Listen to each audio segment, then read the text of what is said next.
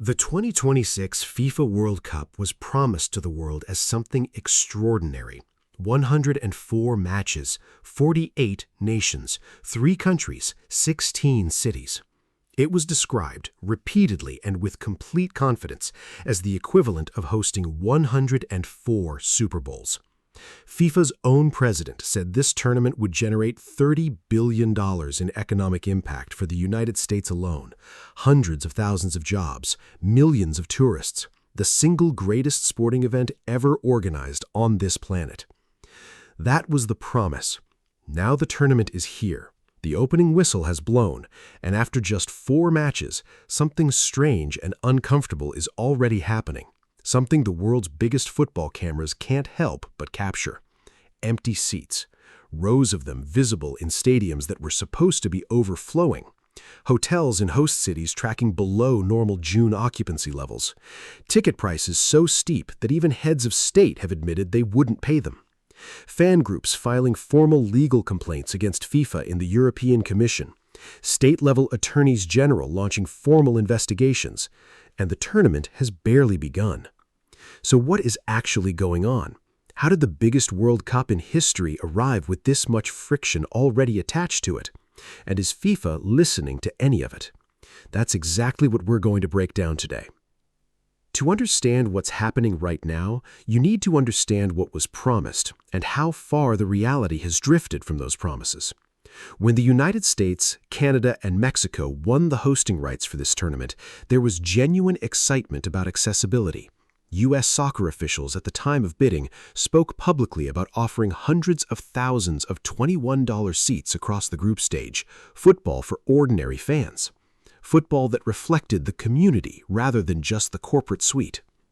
When FIFA eventually revealed its actual pricing strategy, the gap between that vision and reality turned out to be enormous. The cheapest standard ticket for the USA's group stage opener against Paraguay was listed at $1,120. The most expensive regular seats at that same match reached $2,735. That figure, $2,735, is actually more expensive than what the equivalent seat cost at the 2022 World Cup final in Qatar for a group stage game against Paraguay. The numbers at the other end of the tournament are even more jaw-dropping. The cheapest standard ticket for the final at MetLife Stadium is $5,785.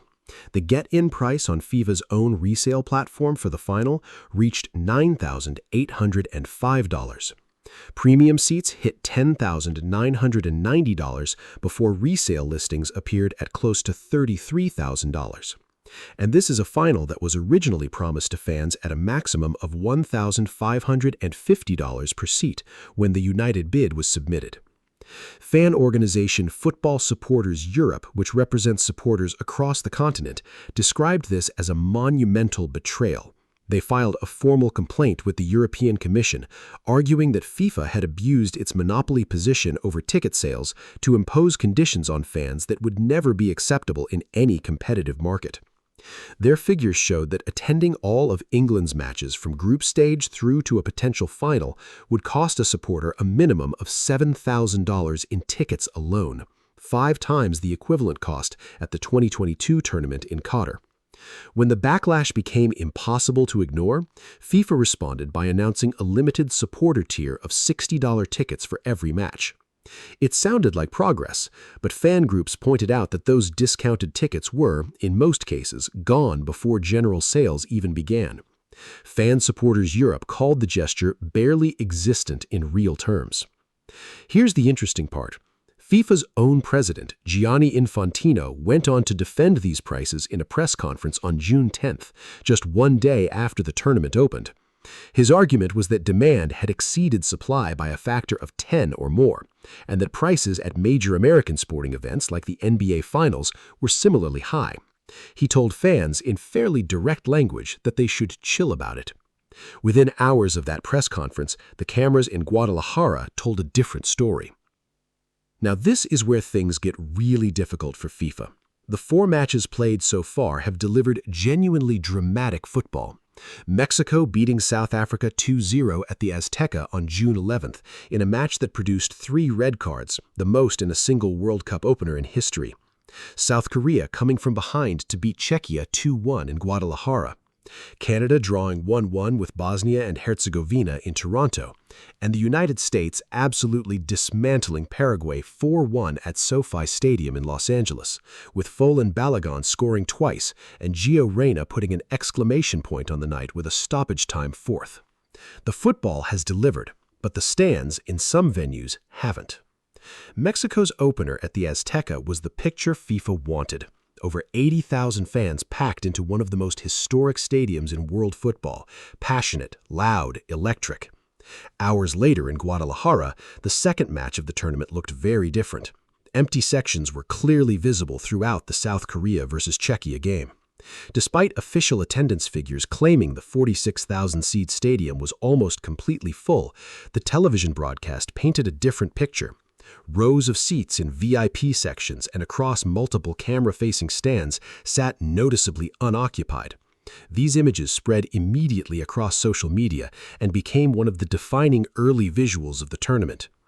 For USA versus Paraguay at SoFi Stadium, one of the highest-profile matches of the entire group stage, there were reports of around 4,400 tickets still floating around FIFA's official sales and resale portals just days before kickoff.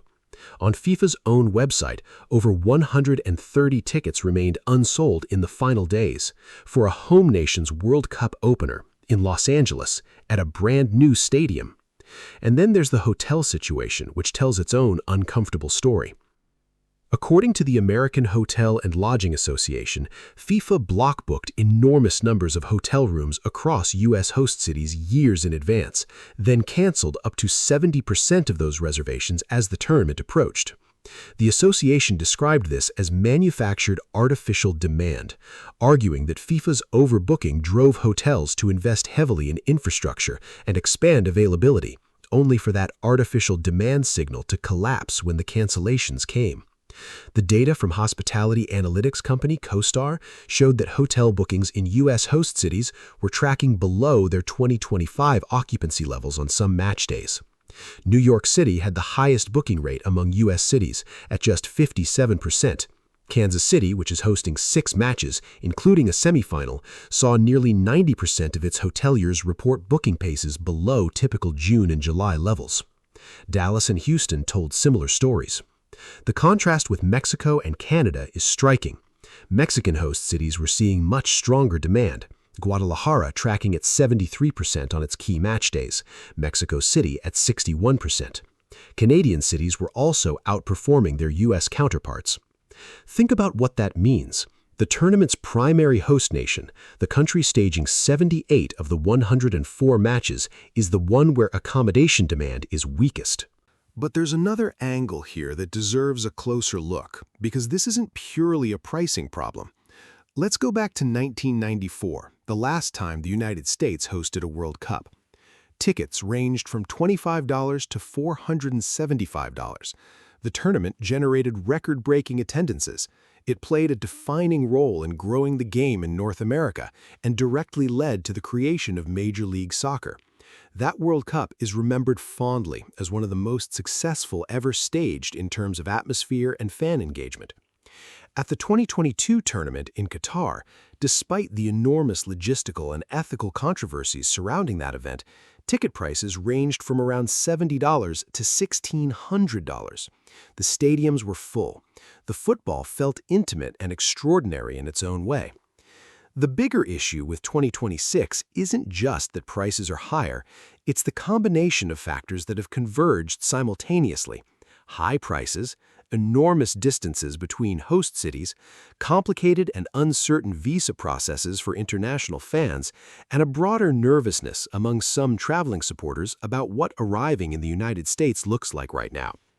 Reports confirmed that at least one referee from Somalia and one Iraqi team staff member were denied entry at U.S. airports ahead of the tournament. Dozens of fans from countries including Morocco were denied visas despite being legitimate ticket holders. Immigration attorneys have spoken publicly about fans in some countries facing visa wait times of up to 6 months, longer than the entire qualifying campaign for most teams. Football Supporters Europe estimated that fans will pay 5 times more to follow their national team from the group stage to the final at this tournament compared to Qatar in 2022. For fans in Africa, South America, or parts of Asia who face both the price barrier and the visa uncertainty simultaneously, the combination is effectively prohibitive. FIFA released $60 supporter tier tickets and called demand record-breaking, but at the same time, a ticket to a group stage match between Saudi Arabia and Cape Verde in Houston briefly appeared on a resale platform for $6.94. $6.94. With fees, the total was $7.98. An economist shared the listing online and called it a new record. It wasn't meant as a compliment. The Attorneys General of New York and New Jersey launched formal investigations into FIFA's ticketing practices, issuing legal subpoenas. Congressional figures called for FIFA's leadership to appear before Congress. This isn't the noise of mild discontent. This is organized institutional pushback at multiple levels simultaneously. For the players and fans who are inside these stadiums right now, the experience is still meaningful. There's no question about that. When Folarin Balogun buried his second goal against Paraguay on Friday night and the SoFi Stadium crowd erupted, the atmosphere was genuine and electric.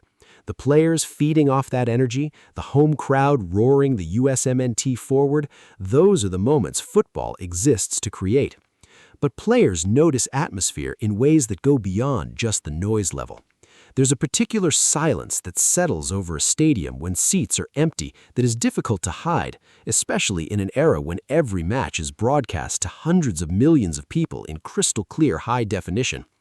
For the traveling supporters who did manage to get here, who navigated the visa process, absorbed the ticket prices, booked flights and hotels, and showed up wearing their national colors, the experience of sitting near empty sections can feel disorienting.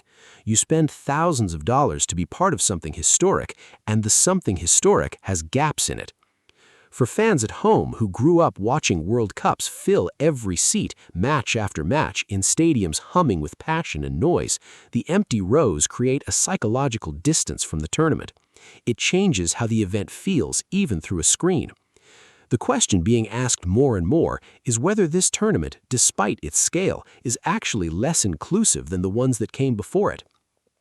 So where does this go from here? In the short term, the resale market will likely continue to self-correct for lower-profile group stage matches. We've already seen evidence of drastic price drops for matches without marquee teams, and some tickets selling well below face value. That's the market responding to reality, regardless of what FIFA's official pricing models say. There are also signs that later rounds, the quarterfinals, semifinals, and final, will generate very different demand dynamics. High-profile knockout football almost always creates its own momentum, and the assumption is that as the knockout stage approaches, the urgency and excitement will drive attendance upward regardless of cost. The best realistic scenario from here is that the group stage empty seat story fades as the tournament finds its rhythm, and the football itself takes over the narrative. 48 teams means more storylines, more upsets, more surprises. There are matches still to come that will capture global attention in a way that overrides the ticketing conversation. The harder scenario is that the empty seats in some venues continue through the group stage, particularly for matches without strong local followings or traveling support, and that the institutional investigations into FIFA's practices, the European Commission complaint, the U.S. Attorneys General subpoenas, the congressional pressure, continue to generate headlines that run parallel to the football throughout the tournament. What FIFA does next matters enormously for the long-term legacy of this event. The organization has so far defended its pricing as a reflection of demand, but the visible evidence of the first 2 days suggests the relationship between stated demand and actual attendance is more complicated than that defense implies. Here's where we land after 4 matches, 2 days, and a lot of conversations that nobody at FIFA headquarters probably wanted to be having this early. The football is alive and extraordinary. Mexico winning dramatically at the Azteca, South Korea's comeback, the USMNT announcing themselves as genuine contenders with that 4-1 statement against Paraguay, Canada showing heart in their opener. The sport itself is delivering. But around that sport, the infrastructure is sending a signal that is very hard to ignore. Empty rows in stadiums during a World Cup, hotels below capacity in host cities, tickets that price out ordinary supporters, a visa process that left some fans stranded with unused tickets, fan organizations filing formal complaints, state-level attorneys general issuing subpoenas. This isn't a crisis. The tournament will go on, the football will be played, and the knockout stages will bring the kind of intensity and drama that reminds everyone why this is the greatest football competition on earth. But it is a conversation that deserves to be had honestly. The World Cup belongs to fans. It always has. And when the economics of the world's biggest tournament drift this far from the reach of ordinary supporters, something worth protecting starts to erode. What do you think? Has FIFA got the pricing wrong at this World Cup, or is this just the market reflecting how big the game has become? And would the empty seats change how you'd feel about attending if you had the chance? Drop your take in the comments. These are exactly the kinds of conversations football needs right now. If you're following the 2026 World Cup closely and want analysis, breakdowns, and reaction as the group stage continues to unfold, hit subscribe and turn on notifications so you catch every video. This story is still developing, the football keeps coming, and as always, it never stays quiet for long.